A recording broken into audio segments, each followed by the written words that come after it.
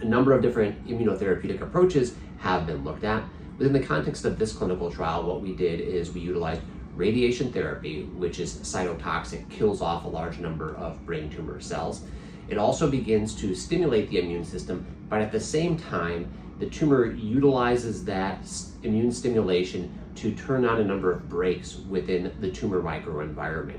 And so it harnesses the body's own natural brakes on the system and really hijacks them and turns them up to a degree that prevents the immune system from being able to do what it would normally want to do. In turn, what we did is we used two immunotherapeutic modalities to help try to overcome this. The first one is something called an IDO inhibitor. IDO is an enzyme that sort of serves as a nexus for really dampening our body's immune activity, outside the nervous system as well as in the nervous system, and again is very amplified within the context of the glioblastoma brain tumor. So by blocking this upstream brake on the system, we hope that that will allow the immune system to then be able to fight this. We further augment that by cutting the brakes on the immune system using a PD-1 antibody. Now, PD-1 antibodies have been looked at extensively in the treatment of a variety of cancers, and so our thought is that this combination would be of potential benefit.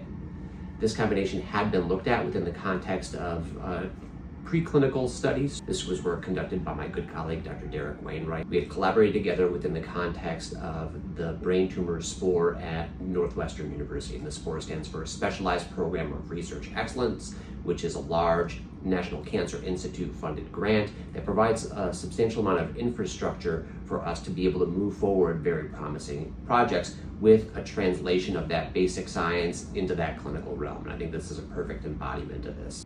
This work serves as a nice example of collaboration between basic scientists who are studying this in the laboratory and clinicians such as myself bringing this to the human realm within the context of clinical trials. It serves as a great example of collaboration across institutions, with much of the work arising from Northwestern University and being conducted here, but collaborating with individuals from across the greater Chicagoland area and other institutions as well as across the country.